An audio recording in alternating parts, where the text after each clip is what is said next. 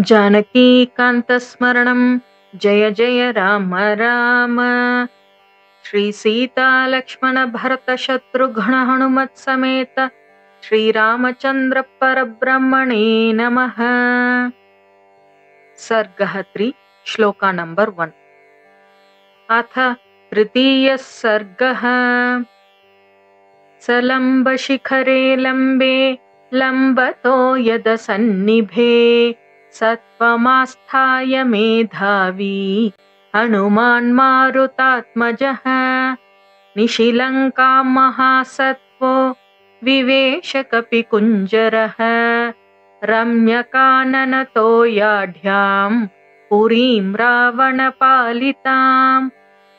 शारदाम्बुधरप्रख्यैर्भवनैरुपशोभितां सागरोपमनिर्घोषां सागरानिलसेवितां सुपुष्टबलसम्पुष्टां यथैव विटपावतीं चारुतोरणनिर्यूहां पाण्डुरद्वारतोरणां भुजगाचरितां गुप्तां शुभां भोगवतीमिव तां सविद्युद्घनाकीर्णां ज्योतिर्गणनिषेवितां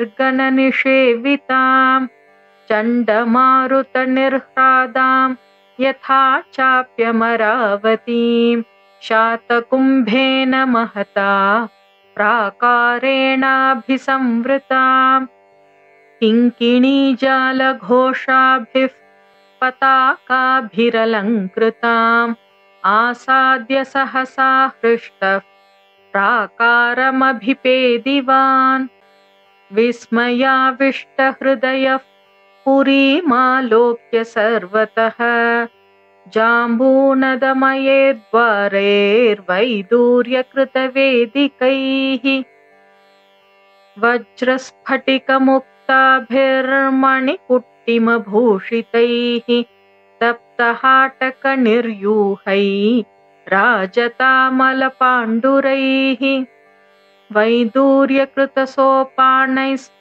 स्फाटिकान्तरपांसुभिः चारुसञ्जवनोपेतैः खमिवोत्पतितैः शुभैः।